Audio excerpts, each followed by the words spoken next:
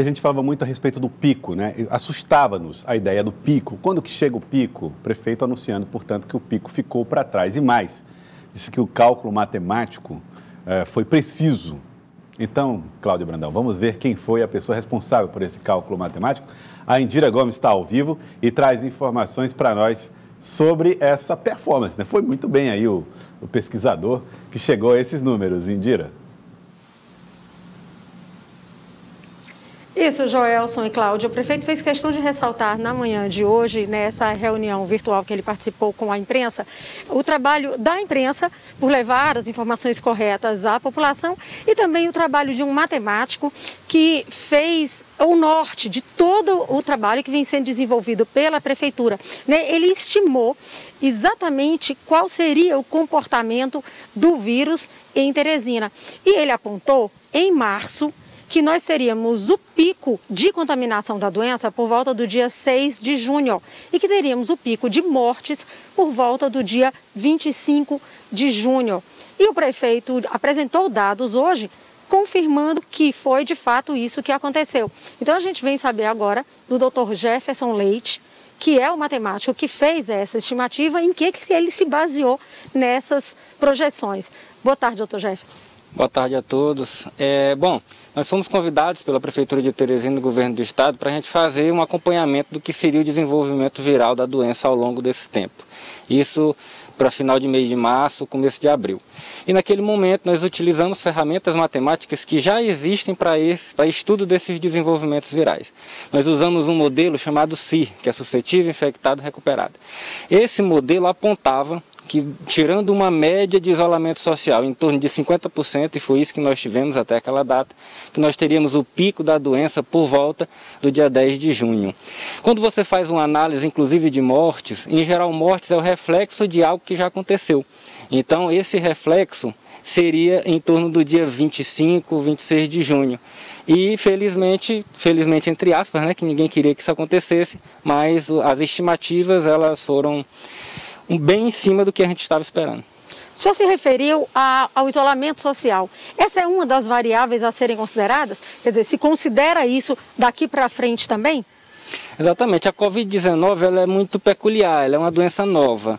Então, o que nós fizemos? Nós pegamos uma estimativa do que estava acontecendo em termos de R0, que é a taxa de reprodutividade basal, é o quanto um indivíduo infectado ele pode infectar outros indivíduos, e em cima dessa média do R0, aliada ao isolamento social, a gente consegue fazer estimativas bem interessantes no que diz respeito a desenvolvimento viral.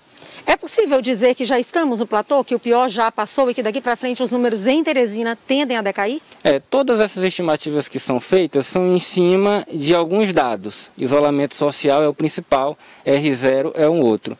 Para o que estava se apresentando até o final do mês passado, nós tínhamos, e foi confirmado, essa estimativa desse platô chamado, para todo esse mês, e isso vem se confirmando. Porém, o isolamento social ele é essencialmente importante nesse momento em que nós não temos vacina, não temos tratamento. E ainda foi constatado nessa pesquisa que 1/4 das pessoas aqui em Teresina estão contaminadas, ou seja, ainda tem outros 75% da população que podem se contaminar. Então, essa questão do isolamento social, das medidas restritivas, ainda se mostra ser uma medida interessante para a gente continuar contendo o avanço da doença. Nessa pesquisa divulgada hoje, o prefeito se referiu a um aumento de 39% em relação ao número de pessoas contaminadas, se comparado à semana passada. E mostrou uma preocupação muito grande, já que na semana anterior, a gente tinha tido um decréscimo. O que seria esse aumento de 39%, um índice extremamente elevado? Em termos matemáticos, existe uma expressão que a gente chama de ponto fora da curva. A gente não está dizendo aqui que a partir de agora vai crescer por conta dessa estatística. Essa pode ser uma média do que está acontecendo e o reflexo dos casos pode estar vindo agora. Então a gente tem que observar mais um teste sorológico, ver como é que as coisas estão se comportando. Porque em termos de modelo matemático, em termos de comportamento estatístico, a gente tem sim ainda um comportamento de estabilidade do número de casos aqui em Teresina. Bom, o prefeito se referiu também a uma preocupação com relação ao interior do estado. Segundo ele, o número de Teresina cai, mas o número do Piauí inteiro pode subir. O senhor fez também essa projeção para o pico de mortes e de casos contaminados no Piauí de uma forma geral? Sim, fizemos. A gente fez uma estimativa muito similar ao que é feito em Teresina. Algumas particularidades têm que ser observadas, porque o pico de Teresina é diferente do pico de outras regiões. Porém, a estimativa que nós temos em termos de pico da doença a nível de Piauí é que esse número de casos comece a estabilizar no fim desse mês para início de agosto. Então, uma das coisas que a gente tem que observar é que as diferentes medidas de isolamento social ou de medidas restritivas em todo o Piauí pode fazer a diferença na hora de ter essas estimativas. Nós já tivemos um pico no interior, quando ele deve chegar? Olha, eu não vou por aí. Eu acredito que o pico em alguns locais ele já deve ter sido atingido, porém em poucas regiões do Piauí. Justamente porque em alguns locais nós não temos os mesmos cuidados, né? A gente tem cuidados diferentes para locais diferentes. Agora, a união dessas medidas é que caracterizam a gente ter um pico da doença para início de agosto. De que forma esses casos do interior refletem no número da capital? Porque muitos desses pacientes vêm para a capital também. Exatamente. Essa ideia de platô para Teresina, não só de pico, o que é o platô? O platô é um pico mais esticado, por mais tempo. Em Teresina deve-se ao fato de que ela é um polo de saúde, é um centro de saúde. E não só pessoas do interior do Piauí, mas também de parte do Maranhão vêm ser atendidas em Teresina. E essa deve ser uma preocupação da Prefeitura, do Governo do Estado, para que isso não faça com que a rede hospitalar seja sobrecarregada. Quais são as projeções para os próximos dias para Teresina? Olha, projeções, estimativas, elas são muito retratos do que está acontecendo hoje, do que foi feito há 15, 30 dias atrás. Porém, mantendo-se essas estimativas que a gente tem, a gente acredita que Teresina ela vai ter sim um início de decréscimo do número de casos e que o Piauí ainda cresça por algum tempo, repito, para início de agosto.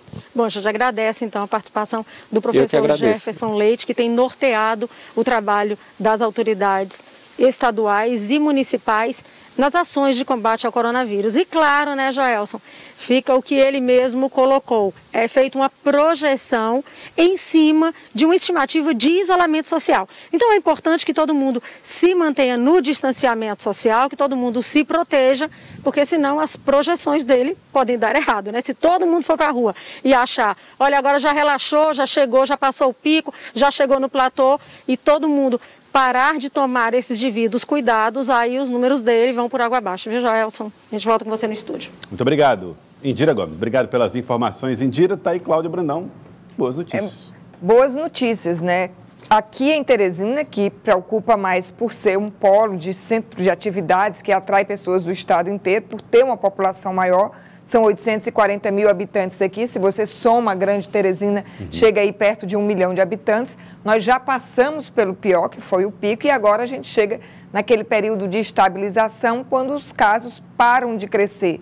Mas a gente tem que permanecer obedecendo a esses critérios, a essas normas de distanciamento. Para quê? Para que agora, depois de estabilizado, a gente comece a decrescer com esses números, tanto de casos quanto de mortes, né? A gente viu que essas medidas tomadas até agora deram o resultado que se esperava, mas como bem alertou o matemático, é uma projeção, não é uma precisão, vai depender de uma série de variáveis e isso depende em boa parte do comportamento da população, especialmente nesse momento em que está sendo autorizado a reabertura de muitos segmentos. A gente viu que lá, algum mês atrás, lá no sul do país, a gente tinha uma situação bem tranquila, né? Era até exemplo para o restante do país, Paraná, Santa Catarina, Rio Grande do Sul. O que aconteceu? As pessoas não seguiram aquela determinação de, olha, está aberto, não quer dizer que eu preciso lotar os shoppings, os restaurantes, os bares. Eu vou poder ir lá, mas quando eu tiver uma necessidade efetiva de ir. As pessoas começaram a relaxar e agora está em número crescente, né? Todo o sul do país. Então, esse cuidado é que a gente tem que ter, né? Esse discernimento de quando reabrir, não ir todo mundo correndo de uma vez porque está entediado em casa ou porque está com saudade da rua. Vamos indo devagarinho até as coisas se ajeitarem para não ter um recuo, né, Joelson? O que ninguém quer, até porque seria muito ruim para a economia, é abrir e fechar novamente, né? Então a gente quer que abra e abra definitivamente. Assim queremos. Aí para isso é preciso ter disciplina. Obrigado, Cláudia. Obrigada, Joelson. Cláudia Brandão, 7h15 da noite, no Jornal Cidade Verde, hein? Obrigado, Cláudia. Exatamente.